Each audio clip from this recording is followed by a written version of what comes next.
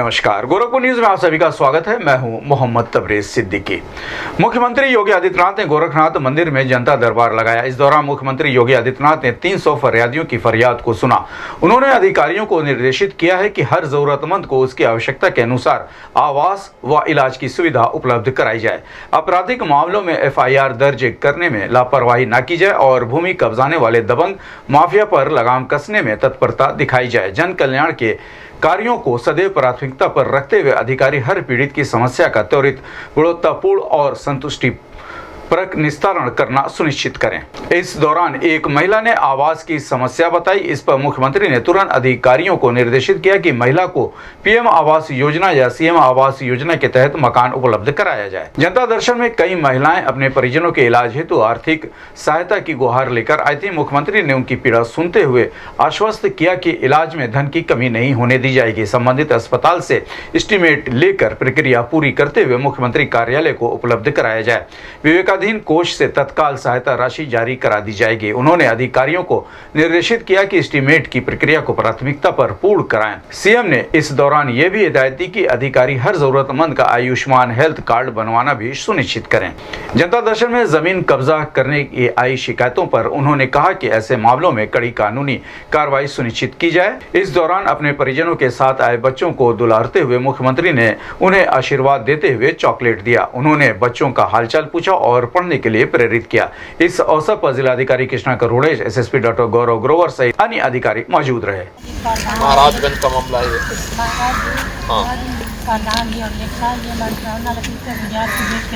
इसको देखेंगे, अगर जमीन उनके पास है तो नहीं तो रुक कराएंगे। कहाँ से आए? नगर जिला मोदी थाना। क्या हो गया? मेरे बेटे की हत्या हो गई, 3 महीना हो गया, कोई कार्रवाई नहीं हुई। उसका ऑपरेशन की व्यवस्था करा तो आयुष्मान का कार्ड नहीं है, वो कोई नहीं जिला व्यवस्था कराओ इसको तत्काल। कहाँ से? आप चिंता मत करो, करवा सकते। कहाँ पे? युवा नौरंगा कुशीनगर का। तो आवास क्यों नहीं मिला अब तक? नहीं मिला तो इसको आवास दिलाओ। कहाँ से आए? क्या हो गया? इसको देखेंगे जी, कार्रवाई करो। बस्ती का मामला है, बस्ती वालों को काम नहीं मिल सकता कार्रवाई करें। आप कहाँ से? कुशीनगर का मामला है। क्या हो गया है? कहे थे हॉस्पिटल वाले काम नहीं आगे लगाए, साल भर हो गया, दूसरा लग गया। बच्चे लेके कहाँ जाए? बोलना जी, मुझे देना। हम लोग बहुत मजबूर हुए महाराज जी। लो रे, बैठ जाओ, वहाँ बैठ। कहाँ से हैं? क्या हो गया?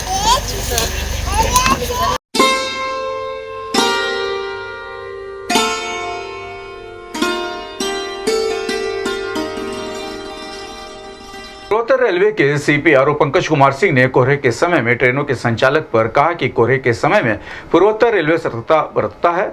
सबसे महत्वपूर्ण कार्य हम लोग करते हैं। हम लोग ट्रेनों में GPS डिवाइस लगाते हैं, जिसको फॉग सेव डिवाइस बोलते हैं। उससे जो भी सिग्नल आते हैं उसकी लोकेशन उसमें सेव हो जाती है। इससे ये होगा कि कोई अगला सिग्नल आने वाला रहेगा तो वो पहले से ही बता देगा कि अगला सिग्नल आने वाला है। इससे ड्राइवर देख सकता है कि सिग्नल कितना दूर है। इससे ट्रेन की स्पीड को बढ़ाया और घटाया जा सकता है। यदि सिग्नल नजदीक रहता है तो ट्रेन की स्पीड को घटाया जाता है और दूर रहता है तो स्पीड बढ़ाया जाता है।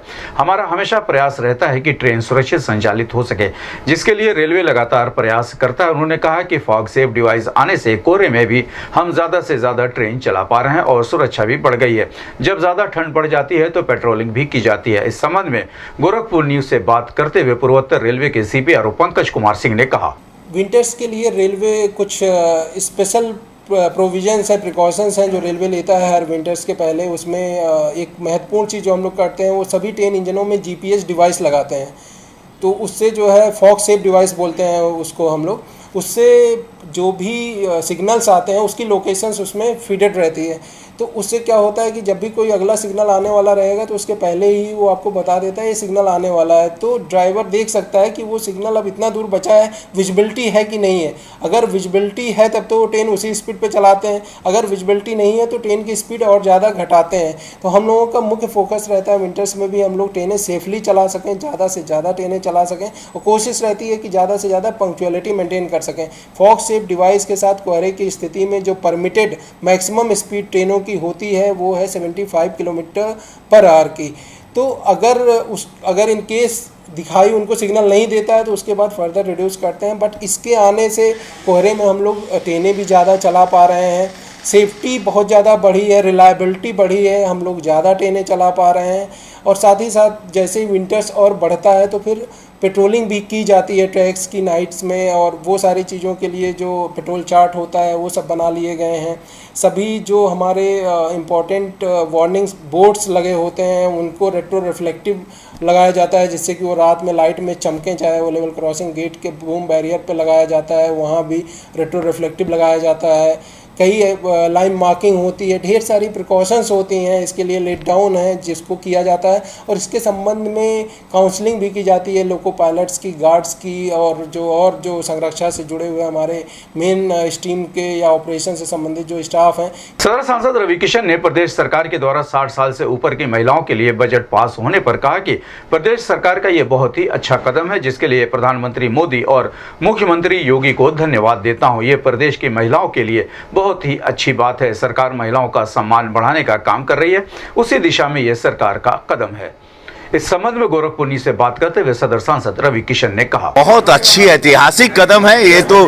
यशस्वी प्रधानमंत्री मोदी जी को, पूज्य योगी महाराज जी को, भारतीय जनता पार्टी की सरकार को दिल से साधुवाद, दिल से धन्यवाद। अगर 60 साल से ऊपर वाली महिलाओं के लिए युवा कल्याण एवं प्रादेशिक विकास दल विभाग गोरखपुर के तत्वावधान में 1 दिवसीय जनपद स्तरीय युवा उत्सव कार्यक्रम का योगी बाबा गंभीरनाथ प्रेक्षागृह में आयोजन किया गया, जिसके संबंध में युवा कल्याण अधिकारी अमित सिंह ने बताया कि इस युवा उत्सव में 150 प्रतिभागी भाग ले रहे हैं। युवा कल्याण विभाग द्वारा हर वर्ष जनपद स्तरीय उत्सव का आयोजन किया जाता है। इस बार ये उत्सव नए क्लेवर में आयोजित हो रहा है, जिसमें dance, poster making, story writing, photography सहित अन्य प्रतियोगिता आयोजित की गई है। उन्होंने कहा कि विजयी प्रतिभागी मंडल स्तरीय प्रतियोगिता में भाग लेंगे, उसके बाद विजयी प्रतिभागी राज्य स्तरीय प्रतियोगिता में भाग लेंगे, उसके बाद राज्य स्तर के प्रतिभागी राष्ट्रीय स्तर की प्रतियोगिता में भाग लेंगे। साधु यादव जी।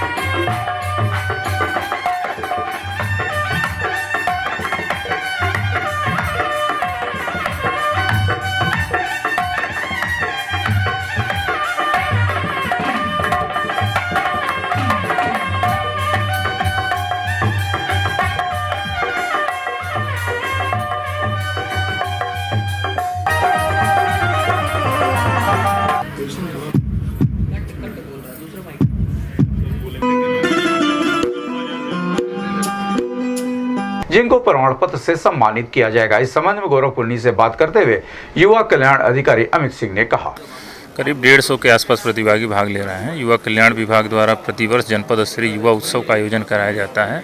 इस बार कुछ नए कलेवर में आयोजित हो रहा है ये युवा उत्सव। इसमें फोक डांस, फोक सॉन्ग दोनों विधाएं, ग्रुप और solo, poster making, डिक्लेमेशन, story writing और फोटोग्राफी, ये टोटल 8 इवेंट्स हो रहे हैं। इसमें जनपद स्तर के जो भी प्रतिभागी हैं आज भाग लेंगे। विजयी प्रतिभागी कल मंडल स्तरीय युवा कार्यक्रम होगा, उसमें प्रतिभाग करेंगे। तो सम्मानित भी किया जाएगा। हाँ जी, सम्मानित भी किया जाएगा। हाँ, सभी विजयी प्रतिभागियों को पुरस्कार और प्रमाण पत्र दिया जाएगा। महत्वपूर्ण बात यह है कि जो भी हमारे ये प्रतिभागी हैं, अगर ये विजयी होते हैं तो इनको मंडल स्तर के बाद राज्य स्तरीय प्रतियोगिता में प्रतिभाग करने का मौका मिलेगा। तत्पश्चात जो राष्ट्रीय स्तर का कार्यक्रम होता है, राष्ट्रीय युवा उत्सव, राज्य स्तर के विजयी प्रतिभागी उसमें भी प्रतिभाग कर सकते हैं। उत्तर प्रदेश के खेल व युवा कल्याण विभाग के मंत्री गिरीश चंद्र यादव ने रीजनल स्पोर्ट्स स्टेडियम में ब्रह्मलीन महंत अवैधनाथ महाराज पंचम अखिल भारतीय प्राइज मनी कबड्डी प्रतियोगिता का नारियल फोड़कर शुभारंभ किया। आपको बता दें कि ब्रह्मलीन महंत अवैधनाथ महाराज पंचम अखिल भारतीय प्राइज मनी कबड्डी प्रतियोगिता का हर वर्ष आयोजित की जाती है, जिसका शुभारंभ इस वर्ष प्रदेश सरकार के खेल व युवा कल्याण विभाग के मंत्री गिरीश चंद्र यादव के द्वारा किया गया, जिसमें देश के विभिन्न प्रदेशों से आए 12 टीमों के अंतर्राष्ट्रीय खिलाड़ी भाग ले रहे हैं, जो कि 4 दिन तक चलेगा, जिसका समापन 4 दिसंबर को मुख्यमंत्री योगी आदित्यनाथ के द्वारा किया जाएगा और विजयी प्रतिभागियों को 2 लाख व उपविजेता टीम को 1 लाख व तृतीय टीम को 50-50 हजार रुपये दिए जाएंगे। जिसके संबंध में प्रदेश सरकार के खेल व युवा कल्याण विभाग के मंत्री गिरीश चंद्र यादव ने बताया कि इस प्रतियोगिता में 12 टीमें आई हुई हैं, जिसमें कुल 168 खिलाड़ी आए हुए हैं। उन्होंने कहा कि विजेता व उपविजेता होंगे, उनको ढेर सारी बधाई। उन्होंने कहा कि खेल में संभावना है कि बहुत ही प्रबल होती है।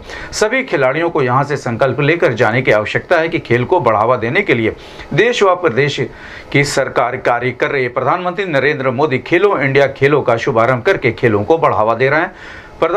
भारत सरकार ने बजट को भी खेल पर बढ़ाने का कार्य किया है। इसमें हमारे युवा खेल से जुड़ सकते हैं और आगे बढ़ सकते हैं। इस समय खेल का बजट 2.5 गुना हो गया है। उन्होंने कहा कि प्रदेश में ही कुछ ऐसे जिले थे जहां पर खेलों को लेकर असुविधा थी, वहां पर भी खेल की सुविधा दी जा रही है। प्रदेश सरकार पदक विजेता खिलाड़ियों को सरकारी नौकरी दे रही है। सरकारी नौकरियों में खिलाड़ियों का समायोजन कैसे हो सके, इस पर भी कार्य कर रही है और समय समय पर उनका प्रमोशन भी हो रहा है। इस अवसर पर सदर सांसद रवि किशन शुक्ला, उत्तर प्रदेश के खेल निदेशक डॉक्टर आर.पी. सिंह, जिला कबड्डी संघ के अध्यक्ष अरुणेश शाही, सचिव आदित्य प्रताप सिंह सहित अन्य लोग मौजूद रहे। किसी कार्यक्रम का शुभारंभ करने को एक दीप आशा और विश्वास और इस बड़ी खुशी की बात है कि आप यहाँ और हौसला अफजाई करना कहा कि आज अमरनाथ महाराज जी की याद में होता और कबड्डी तो जो महाराज जी के दिल के सबसे करीब का खेल हुआ, तो आपके इजापाक है गोरखनाथ की धरती पे आपके मंत्री जी स्वागत बाटे। महापौर डॉक्टर मंगलेश श्रीवास्तव जी के स्वागत का बहुत सुंदर शब्दों में उन्होंने खेल की बातों को परिभाषित किया आप लोगों के समक्ष। Director RP. सिंह साहब ये वो नाम है जो उत्तर प्रदेश के खिलाड़ियों के लिए he is like a godfather. That's a right word I will give him. मैं चाहूँ जोरदार तालियां आर.पी. सिंह साहब के लिए सारे बच्चे बजाएं, बिकॉज ये हौसला अफजाई करते हैं, ये इनकरेज करते हैं, ये बढ़ाते हैं and that is one the most beautiful thing about RP. Singh साहब। किस तरह से ये बच्चों को जहाँ की पूज्य महाराज जी सोचते हैं कि स्पोर्ट्स में हम आगे हैं, यशस्वी प्रधानमंत्री जी का सपना। और उन्नीश शाही जी खातिर मैं चाहूँगा एक जोरदार ताली अरुणेश भैया खातिर, क्योंकि अरुणेश जी निरंतर लगे थे कि कैसी कबड्डी बढ़िया हो जाए। पिछले हफ्ते फोन किए, हमने कहा हमारा सांसद खेल स्पर्धा है, सांसद कला महाकुंभ भी हम कर रहे हैं, तो बोले नहीं उसको हम अलग से करके बहुत अखिल भारतीय ब्रह्मलीग परम पूज्य अभयनाथ जी महाराज अखिल भारतीय प्राइमरी कबड्डी प्रतियोगिता के अवसर में आज हम प्रदेश सरकार के खेल युवा कल्याण मंत्री माननीय गिरीश चंद्र यादव जी का इस क्षेत्रीय प्रांगण में गोरखपुर वासियों की तरफ से सभी खिलाड़ियों की तरफ से हार्दिक स्वागत अभिनंदन करता हूँ। साथ ही साथ हमारे बीच में गोरखपुर सदर के लोकप्रिय सांसद फिल्म अभिनेता माननीय रवि किशन जी का भी मैं स्वागत अभिनंदन करता हूं। इनका सदैव खिलाड़ियों के प्रति हमेशा सदैव खिलाड़ियों को प्रोत्साहित करते रहते हैं।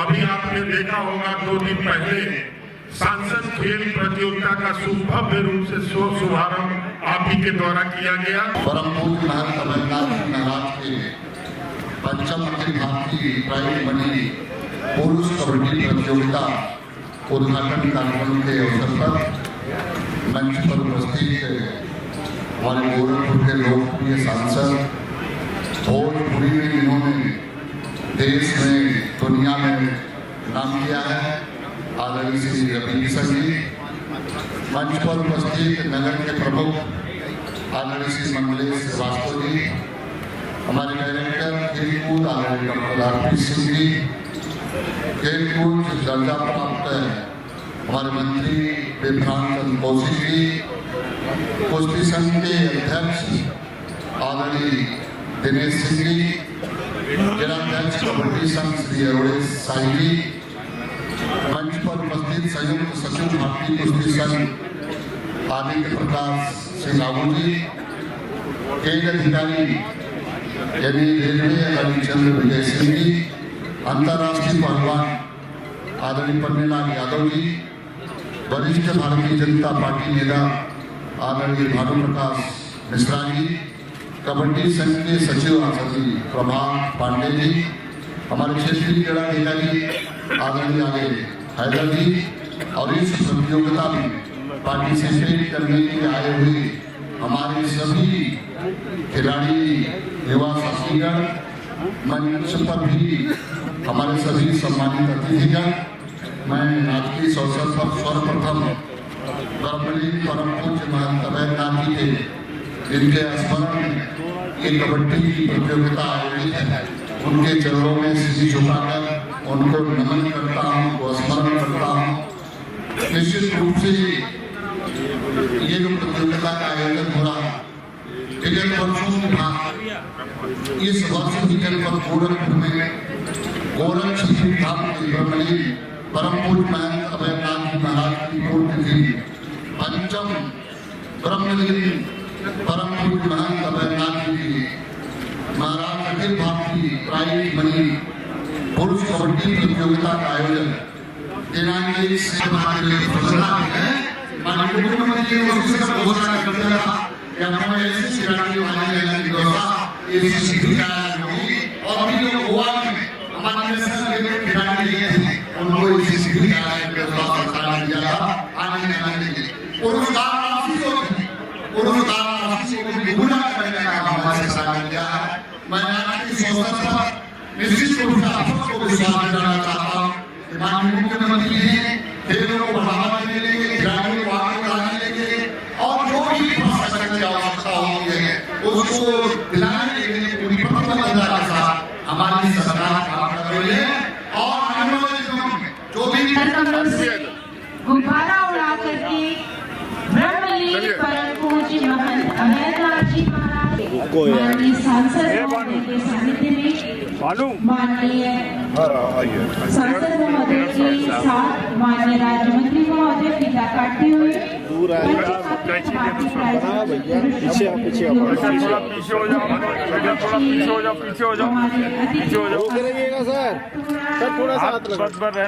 गुरु गोरखनाथ एवं माननीय सांसद महोदय करते हुए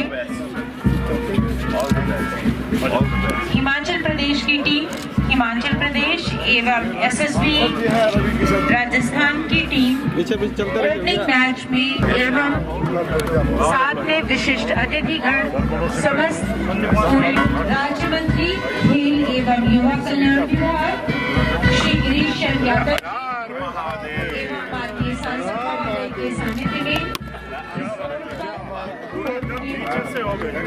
पुरुष कबड्डी प्रतियोगिता का उद्घाटन सत्र अपने प्रारंभ पर है। हमारे प्रथम ओपनिंग टीमें उपस्थित हो चुकी हैं। एसएसबी राजस्थान की टीम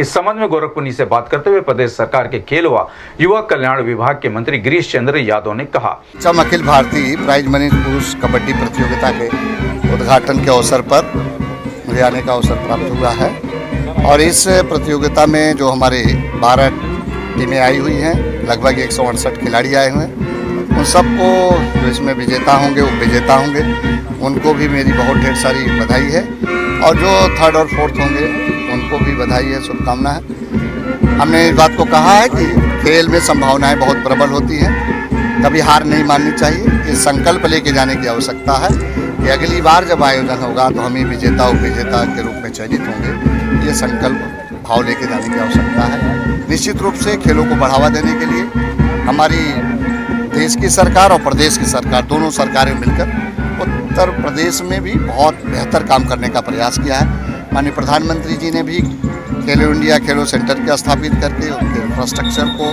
और चाहे आप देखेंगे भारत सरकार के बजट को भी देखेंगे तो बढ़ाने का काम किया है, जिससे हमारे युवा खेल से जुड़ सके, आगे बढ़े। उसी तरह से हमारे उत्तर प्रदेश के यशस्वी मुख्यमंत्री जी ने खेलों के मतलब एक तरह से कहा जाए बजट को भी देखें तो 2.5 गुना करने का काम किया है और जो इंफ्रास्ट्रक्चर है उसको पूरे प्रदेश में किस तरह से डेवलप किया जाए, चिन्हित करने का काम किया है। जैसे हमारे प्रदेश में ही कई ज़िले ऐसे थे जहाँ खेल की भी सुविधाएं थी, वहाँ भी खेल की सुविधा देने के लिए हम लोग जा रहे हैं और बेहतर सुविधा देने जा रहे हैं। और अन्य जगह जहाँ खेल की सुविधाएं हैं उनको भी कैसे और आधुनिक सुविधाएं प्रदान की जाए, इस दिशा में हमारी सरकार लगातार काम कर रही है। हमारी सरकार ने पदक विजेता खिलाड़ियों को सरकारी नौकरी, 2% स्पोर्ट्स के कोटे और सरकारी सेवाओं में हमारे खिलाड़ियों को भी समायोजन कैसे हो सके, उस दिशा में कई ऐतिहासिक कदम लिया है।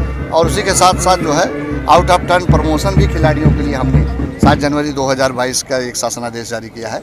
ऐसे जो खिलाड़ी हमारे हैं वो स्पोर्ट्स कोटे से भरे गए हैं, उनको आउट ऑफ टर्न प्रमोशन भी देंगे। तो इस दिशा में हमारी सरकार ने बहुत काम किया है और उत्तर प्रदेश के खिलाड़ियों को अब माननीय मुख्यमंत्री जी से आस भी है और लगातार उनकी आस पर जैसी उनकी मतलब एक तरह से चाहे कि जो आवश्यकताएं हैं उनकी पूर्ति करने के लिए हमारी सरकार पूरी प्रतिबद्ध है और ईमानदारी के साथ। जिला स्वास्थ्य समिति की बैठक विकास भवन सभागार में आयोजित हुई। इस दौरान जिला विकास अधिकारी राजमणि वर्मा ने जिले में चल रहे विभिन्न अभियानों को सफल बनाने पर जोर दिया। साथ ही स्वास्थ्य विभाग की योजनाओं से अधिक लोगों को जोड़ने के लिए कहा। सभी ने टीबी उन्मूलन का संकल्प लिया। बैठक में पुरुष नसबंदी, पखवाड़ा, पल्स पोलियो अभियान, प्रधानमंत्री मातृत्व वंदन योजना व तंबाकू नियंत्रण कार्यक्रम की चर्चा के केंद्र है। सबसे अहम मुद्दा टीबी उन्मूलन के लिए चलाए जा रहे सक्रिय क्षय रोग खोजी अभियान का रहा।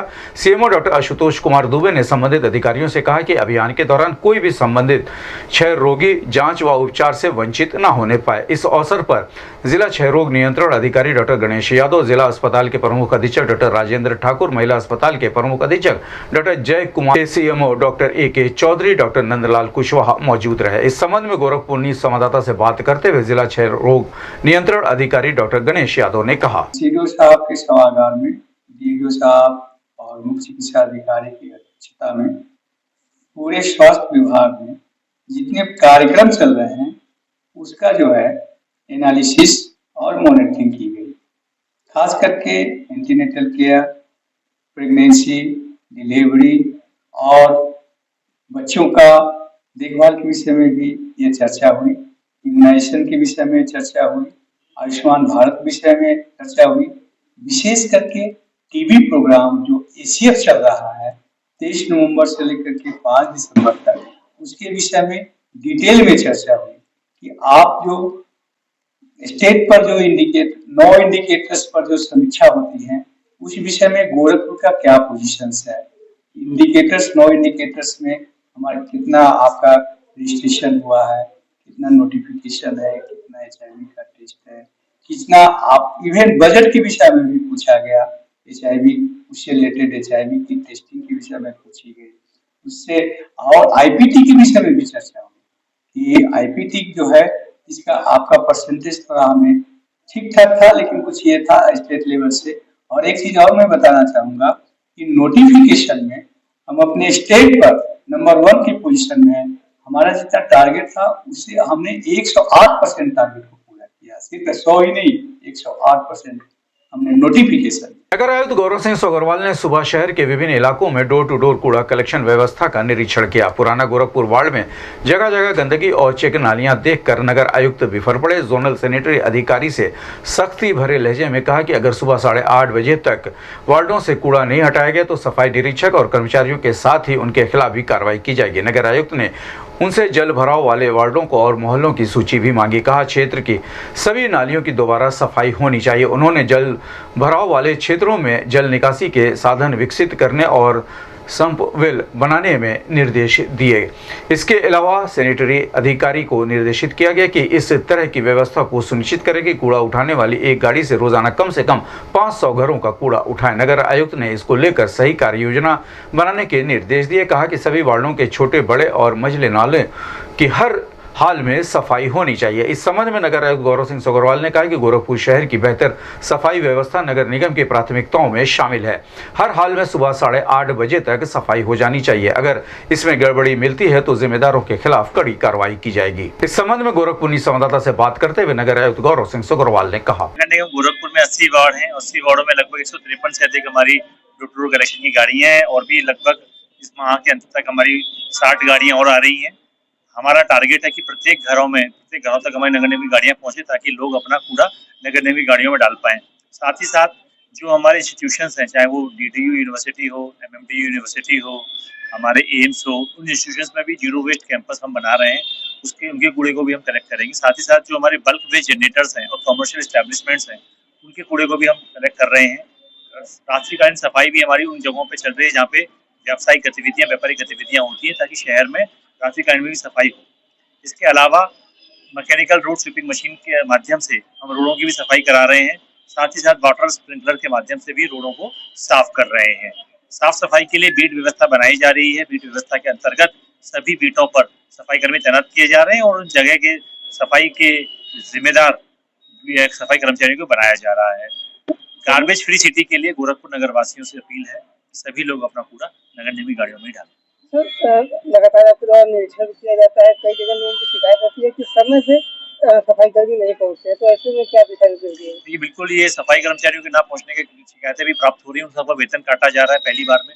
अब जो हैबिचुअल हो गया उसको वहाँ से निकाला भी जा रहा है। कई से सफाई कर्मचारियों को हमने निकाला भी है, ताकि जो कई महीनों से एब्सेंट थे और जो 1-2 दिन नहीं बिना बताए छुट्टी कर रहा है, उसका वेतन भी काटा जा रहा है। उद्देश्य यही है कि सफाई कर्मचारी समय से पहुंचे, अपना काम करें, नियत काम करें, लेकिन इसमें नागरिकों को भी सहयोग करना पड़ेगा। सभी गोरखपुर वासियों को इसमें सहयोग करना पड़ेगा ताकि गोरखपुर एक स्वच्छ और सुंदर शहर। Human immuno deficiency virus HIV शरीर की प्रतिरोधक क्षमता को धीरे धीरे कम करता है और समय से पहचान कर उपचार न शुरू करने से इस क्षमता को नष्ट भी कर देता है। सिर्फ मनुष्य में पाए जाने वाले इस वायरस का एक व्यक्ति से दूसरे व्यक्ति में संक्रमित रक्त या असुरक्षित यौन संपर्क के जरिए हो सकता है। ऐसे मरीज के साथ रहने, खाने, सोने, हाथ मिलाने, चुम्बन करने या उसके इस्तेमाल किए गए बिस्तर व शौचालय का इस्तेमाल करने से संक्रमण नहीं होता है। ये जानकारी मुख्य चिकित्सा अधिकारी डॉक्टर आशुतोष कुमार दुबे ने दी। जिला विधिक सेवा प्राधिकरण के सचिव राम कृपाल और CMO ने विश्व एड्स दिवस पर CMO कार्यालय परिसर में शुक्रवार को जन जागरूकता रैली को हरी झंडी दिखाकर रवाना किया। रैली के जरिए लोगों को HIV और एड्स के प्रति व्याप्त भ्रांतियों के बारे में जागरूकता किया गया। ये रैली शास्त्री चौक, कलेक्ट्रेट चौक, टाउन हॉल और घोष कंपनी होते हुए जिला क्षय रोग केंद्र पर आकर समाप्त हुई। जन जागरूकता के संदेशों वाली तख्तियों और नारों के जरिए राहगीरों को HIV और एड्स के बारे में संदेश दिए गए। प्रदेश में विधिक सेवा प्राधिकरण और जनपद न्यायाधीश के दिशा निर्देशन में जिला विधिक सेवा प्राधिकरण ने भी रैली के आयोजन में सक्रिय सहयोग दिया। मुख्य चिकित्सा अधिकारी ने बताया कि HIV संक्रमण की आखिरी अवस्था को एक्वायर्ड इम्यूनो डिफिशियंसी सिंड्रोम कहते हैं। ये ऐसी अवस्था है जिसमें HIV के साथ साथ कई बीमारियों के लक्षण दिखने लगते हैं। इस अवस्था में मनुष्य बीमारियों से लड़ने की ताकत पूरी तरह से खो देता है। एड्स एक नाइलाज बीमारी है। पूर्ण और सही जानकारी ही इसका एकमात्र उपचार है। HIV की इस समय से पहचान कर एंटी रेट्रोवायरल ट्रीटमेंट औषधियों का सेवन किया जाए तो मरीज अच्छा, लंबा और स्वस्थ जीवन जी सकता है। ये औषधियां मेडिकल कॉलेज स्थित ART सेंटर से सरकारी प्रावधानों के अनुसार उपलब्ध है। इस बीमारी से संबंधित अधिक जानकारी के लिए नाको के टोल फ्री नंबर 1097 से भी मदद ली जा सकती है। बीमारी की जांच की सुविधा मेडिकल कॉलेज, जिला अस्पताल, ब्लड बैंक और ब्लॉक स्तरीय अस्पतालों में उपलब्ध है। ब्लॉक स्तरीय 11 अस्पतालों पर HIV जांच के अलावा परामर्श की भी सेवा दी जा रही है। इस दौरान रैली में अपर मुख्य चिकित्सा अधिकारी doctor A.K. Chaudhary, doctor Nandlal Kushwaha, deputy CMO doctor Anil Kumar Singh, उप जिला क्षय रोग अधिकारी डॉक्टर विराट स्वरूप Srivastava, ARO SN Shukla, DPC Dharmveer Pratap Singh, PPM समन्वयक अभय नारायण मिश्रा, मिर्जा आफ्ताब बेग सहित कई स्कूलों के विद्यार्थी, नर्सिंग स्टूडेंट और स्वयंसेवी संगठनों के प्रतिनिधिगण भी शामिल हुए। इस संबंध में गोरखपुर संवाददाता से बात करते हुए जिला विधिक सेवा प्राधिकरण के सचिव राम कृपाल और CMO डॉक्टर आशुतोष कुमार दुबे ने कहा, 1988 के बाद से लगातार मनाया जा रहा है। इसमें आम जन को HIV के प्रति जागरूक करने के लिए रैली निकाली जाती है। हमारे स्वास्थ्य विभाग के अधिकारीगण, डॉक्टर साहब लोग इसके प्रति लोगों को जागरूक करते हैं और इसके विषय में शिक्षा भी देते हैं। यह हमारे राज्य विधिक सेवा प्राधिकरण लखनऊ के निर्देशानुसार इसमें लोगों को जागरूक करने का भी डायरेक्शन आया है। उसी के तारतम्यता में आज हम लोग रैली का शुभारंभ कर रहे हैं। देखिए, 1 दिसंबर को विश्व एड्स दिवस मनाया जाता है। उसी के परिप्रेक्ष्य में इसका मूल उद्देश्य है कि आम जनमानस में HIV एड्स के प्रति जागरूकता पैदा करना। 70 के दशक में जब से इसकी खोज की गई है, तब से ये लगातार एक कहते हैं महामारी के रूप में डेवलप हुई। पहले अफ्रीका से आते हुए भारत में पहुंची। भारत में भी एक तरह से काफी ज्यादा मात्रा में इसके मरीज हैं। क्योंकि इस बीमारी में मनुष्य की प्रतिरोधक क्षमता काफी कम हो जाती है। प्रतिरोधक क्षमता कम होने के कारण वो तरह तरह के कैंसर्स और संक्रामक रोगों से ग्रसित हो जाता है। और इस कारण से एक तरह से जैसे टीबी लगभग खत्म होने के कगार पर शुरू हो गई थी, लेकिन HIV और एड्स की वजह से ट्यूबरक्लोसिस पूरे विश्व के पटल पर एक बार पुनः उभर कर आई। इसीलिए वैज्ञानिकों को इसके बारे में पूरे जनमानस में जागरूकता पैदा करने के उद्देश्य से इस दिवस को हम लोग मनाते हैं। आज हम लोग इसी उसमें कर रहे हैं। साथ में विधिक सेवा आयोग जो हमारा जनपद का है, उसके साथ सहयोग से हम लोग जो है यहाँ पर वर्क कर रहे हैं। और अगर हम गोरखपुर जनपद की बात करते हैं तो गोरखपुर की जनपद में वर्तमान समय में 61 मरीज इस वर्ष में हमारे पास हैं। और टोटल जो है हमारे पास जो है अभी तक जब से हम लोग अभियान चला रहे हैं 5499 मरीज अभी तक खोजे जा चुके हैं। और जिसमें 61 मरीज अभी जो है एक्टिव इस वर्ष हमने खोजे हैं। और खास करके इसमें छोटे बच्चे, गर्भवती माताएं और जो भी मतलब घर से बाहर रहने वाले पुरुष, घर से बाहर रहने वाली महिलाएं इस रोग की चपेट में अत्यधिक आते हैं। इसीलिए हम लोग इस अभियान का शुभारंभ कर रहे हैं। उम्मीद ये है कि हमारा यह जागरूकता रैली से गोरखपुर स्वस्थ और सुरक्षित रहे। गोरखपुर महानगर के सभी 13 रैन बसेरों में यात्रियों के ठहरने के इंतजाम पूरे कर लिए गए हैं। इन रैन बसेरों में महिलाओं और पुरुषों के लिए बेहतर व्यवस्था की गई है। इस संबंध में नगर आयुक्त गौरव सिंह सगोरवाल ने बताया कि रैन बसेरों का निरीक्षण कर सुविधाओं की जानकारी ली जा रही है। सभी रैन बसेरों के CC कैमरे की निगरानी में है। जिन स्थानों पर CC कैमरे खराब हैं उन्हें ठीक कराने के निर्देश दिए गए हैं। उन्होंने बताया कि रैन बसेरों में गीजर की व्यवस्था पिछले साल ही कर दी गई थी, इन्हें ठीक कराया जा रहा है। ठंड बढ़ने के साथ ही रैन बसेरों में ठहरने वाले यात्रियों को गर्म पानी मिलने लगेगा। आपको बताते हैं कि शहर में रेलवे स्टेशन, कचहरी bus station, Mohripur, Hansupur, Mahewa transport Nagar, Dharamshala Bazar, Shivpur, Shahbazganj, medical college, Shahpur, Basharatpur, Jhulelal मंदिर के बगल में, झूलेलाल मंदिर स्कूल के पीछे और BRD मेडिकल कॉलेज में रैन बसेरा संचालित है। इस संबंध में गोरखपुर संवाददाता से बात करते हुए नगर आयुक्त गौरव सिंह सगोरवाल ने कहा, महानगर में चूंकि सर्दियां स्टार्ट हो गई हैं, रैन बसेरों में हमने एक पीरूड़ा की अध्यक्षता में कमेटी बनाई थी। सबको हमने गैप एनालिसिस करने के लिए बोला गया था। जो कमियां हैं वो चिन्हित करें और चीफ इंजीनियर साहब को निर्देश दिए थे कि उनको सही करा लें। तो अगले 7 दिनों में उसको सही करा लिया जाएगा और जो भी आवश्यक सुविधाएं हैं सभी रैन बसेरों में उपलब्ध करा दी। नगर क्षेत्र में कितने रैन बसेरे हैं? लगभग 13 रैन बसेरे हैं जहाँ पे नगर निगम डायरेक्टली प्रोवाइड करता है। 13 को बहुत अच्छे से हम करवा रहे हैं।